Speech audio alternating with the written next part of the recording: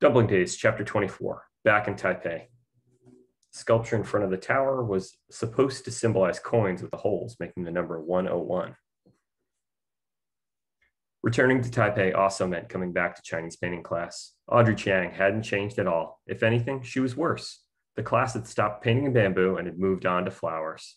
But I couldn't even get excited about using my color paints because I was too busy trying to get my art talent working. It would show up once in a while, and I didn't understand why. The fortune teller had said my special skill would be used all my life. Why did it keep disappearing? It made me hollow and fragile like an empty eggshell. Excellent, excellent simile. Compared with Audrey's precise, clean flowers, mine looked like pink gumballs melted into one another. I hated it when Audrey would glance with one of her disdainful looks. What do you think disdainful means? And she couldn't hide her satisfaction when the teacher stopped me from painting the sky blue. The sky's supposed to be blue. But my plum blossom branch is outside, I said. A blue sky will make it look more real. Remember, the teacher said, in Chinese painting, we are painting the idea of how things look, not how they look for real. His words reminded me of how Dad said Taichung was more real Taiwan. And that was still puzzling to me as well.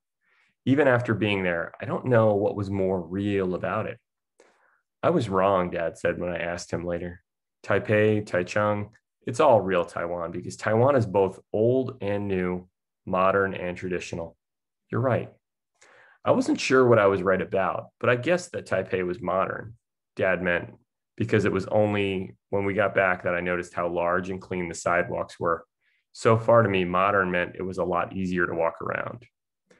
But all that was forgotten because Dad was starting to pack his suitcase. He was leaving, going back home tomorrow. That meant 13 days until we went back home. Uh-oh. How many days have they been here? 13 days. What was the original date? Don't you want to stay for Grandma's birthday party? Kiki asked him. Of course I want to, Dad said, but I can't. These were the only days I could get off from the hospital. Anyway, there will be so many people at the party, no one will even notice I'm not there. But you're going to miss everything, Kiki said. I'll be missing some things, Dad said, but not everything. Before I go, we'll go see Taipei 101. What's that? Lissy asked. It's Taiwan's most famous building, Dad said. I'm not sure you've seen it from a distance. It's the tallest building. In fact, it's the tallest in the world. Second tallest, Mom said. There's one in Dubai that's taller. Still, Dad said, it is Taiwan's shining modern icon. We'll all go before I have to go back. As the taxi drove us there, I did recognize it. Taipei 101 had always been in the landscape. It was made of blue-green glass that matched the deepest parts of the sky and looked like stacked boxes, reaching high above all the other buildings. Is the address 101? I asked as we got out of the taxi. Is that why it's called Taipei 101? No, Mom said. It's because it has 101 floors. Why? Kiki asked. It's symbolic, Dad said. It was built for the new century, plus all the new years after. So that is why it's 100 plus 1. 100 years, 100 floors, and one symbolic extra for the extra year to come. I stared up at the building. It was very, very tall. The glass sparkled in the sun, and I got dizzy trying to see the top of the building. See that? Dad said, pointing at what I thought was just a sculpture of 3 huge stone circles. Those are to symbolize ancient Chinese coins. Back then, coins had holes in them. See how the holes make the number 101? Lissy had also been staring at the building. Is that brown thing on the side of the building a coin too? She asked, squinting. Yes, Mom said. Coins are good luck symbols. Why? Kiki asked. Because they're money, Mom laughed. So they mean wealth, which is lucky. Let's go in, Lissy said. I don't want to just look at the building all day. Okay, Dad said as we went inside. Should we eat or look first? I was going to say eat, but Mom said, Let's look first. Going up the elevator might upset our stomachs. We went to the 5th floor and got our tickets. The word observatory was written above the counter. It's in English, I said, pointing as we waited in line. A lot of things will be in English here, Mom said. This is a famous tourist place. So things will be in a lot of languages. People from all over come here. Mom was right. As we crowded into the big elevator, 2 people, I guess were Americans, got on the elevator after us. They were a couple. The woman's light skin was so blotchy red from sunburn. She was like colors of strawberries and cream. Her husband was tall and bearded with sandy hair. They stuck out among everyone else in the elevator like sunflowers in a daisy patch. Looking at them made me see how we must look in New Hartford. I wondered how they felt. As the elevator doors closed, a pretty Taiwanese lady in a black uniform began to welcome us. First, she spoke in Taiwanese, then Chinese, then Japanese, and then English. A lot of languages really were used here. This is one of the fastest elevators in the world, and the uniformed lady said in an accented English. It travels 1,010 meters in 1 minute. Hey, that's a rate. You're going to need that for 6th grade. So to take us from the 5th floor to the 89th floor, it will take 37 seconds. Wow. That's fast, the American lady said. Yeah, her husband said, fastest elevator I've ever been in. As they spoke to each other, I realized they probably thought that we were Taiwanese or Japanese and couldn't understand them. It gave me a strange feeling. I wanted to say something to tell them we were American too, but I didn't want them to think I was listening to their conversation either, so I kept quiet. The elevator began to move and the lights dimmed. Above, on the ceiling, twinkled hundreds of tiny lights arranged just like the night sky. I stared with my mouth open. On the wall, an oval screen lit up with the images of the buildings and numbers next to it with floor. Height, speed, and time on it. The numbers flashed as we passed floors. The elevator was fast, so fast. 10th floor, 37th floor, 250 meters, 340 meters. The numbers that told the speed of the elevator went so fast they blurred and I couldn't read them. Faster and faster we went up. I thought we would feel dizzy or my ears would plug up like they did on the airplane, but neither happened. It was a really modern elevator. The doors opened and we emptied out onto a floor that was completely walled in by glass. Past the stalls selling souvenirs and postcards, the world stretched below, buildings, trees, cars, streets, people all smaller than dollhouse miniatures. I felt as if I were standing on a cloud, looking at the earth below. I hadn't realized Taipei was so big. It always looked so small when I saw it on a map. There were so many buildings, but there were also green mountains around everything too. The mountains layered upon one another in softer and softer colors until they matched the color of the sky and melted away. I walked aimlessly looking through the glass at the city below all around. At every corner, there was a plaque with a history of the buildings and other information. I found Lissy reading one of them. Mom was helping Kiki to see one of the tall standing binocular machines. It says this building is shaped to look like bamboo, Lissy said. It is, I said, surprised. I thought about bamboo. I had painted in class. I could see the segments that joined together to make a stalk of bamboo were kind of like the stacked glass shape of the buildings. And there are 8 sections, Lissy said, because 8 is a lucky number. It sounds like the Chinese word for prosperity. You don't have to tell me, I said, standing closer to the sign. I can read too. But past the sign, I saw a post office, not exactly a post office, but a mailing area. There was a big sign that said mailbox, airmail, and round mailboxes underneath, playfully labeled. One box said family on a colored striped background. Another said friend in blue and white. And the last one said, family, friend, lover. Last one said lover in big red hearts on a big red heart. Behind the mailboxes was a counter where people could write their message on postcards. I watched the American couple from the elevator drop their postcards into the box that said family.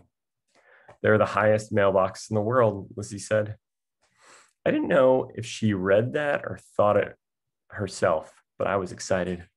Let's mail something, I said. Immediately, I thought of Melody. It gave me a little shock that I hadn't thought about her in such a long time.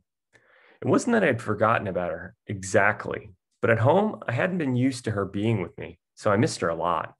Here, I wasn't expecting her to be with me, so I didn't feel lonesome, but she was still the person I wanted to send a postcard to the most.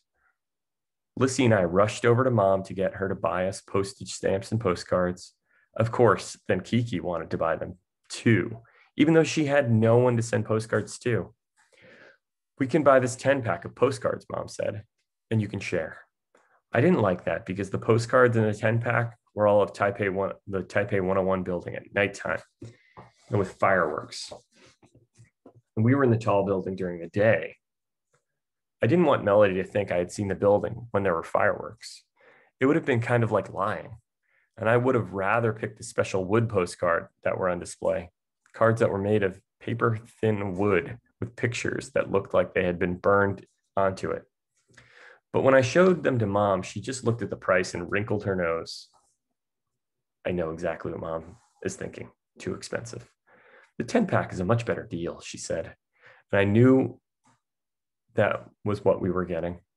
We split up the cards. Mom took one for herself so that they would be divided among the three of us. And we went to the counter near the mailboxes. I put my postcard to Melody in the friend mailbox. I chose the card with the, it's going to go to the next page. Dear Melody, I'm sending this to you from the highest mailbox in the world, I think. I'm in Taiwan in the famous building that's on the front of the postcard. It is hot here. I ate raw fish and chicken feet by mistake. More later because I'm running out of room. Love, Pacey. Hey, Diamond Bar. That's in California. That's pretty close to where we live.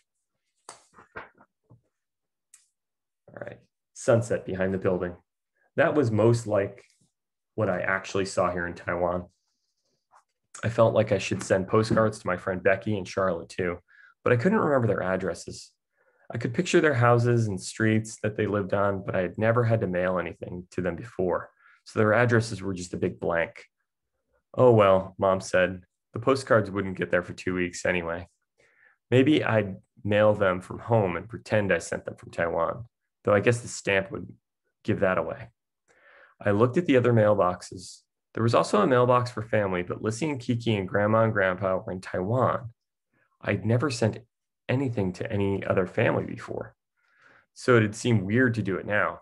The last box had a big red heart on it that said lover. I definitely didn't have a card to put in that box either. The only boy I liked in school was Sam Mercer, and I wasn't going to send him a postcard from Taiwan. Then he would know I liked him. At the counter, there were also stamps and red ink pads. When I stamped one onto my postcard, it showed a little picture of the building and said Taipei 101 at the bottom. I'm done, Lissy said. I'm going to put mine in the mailbox. What did you write? I asked, looking over her shoulder.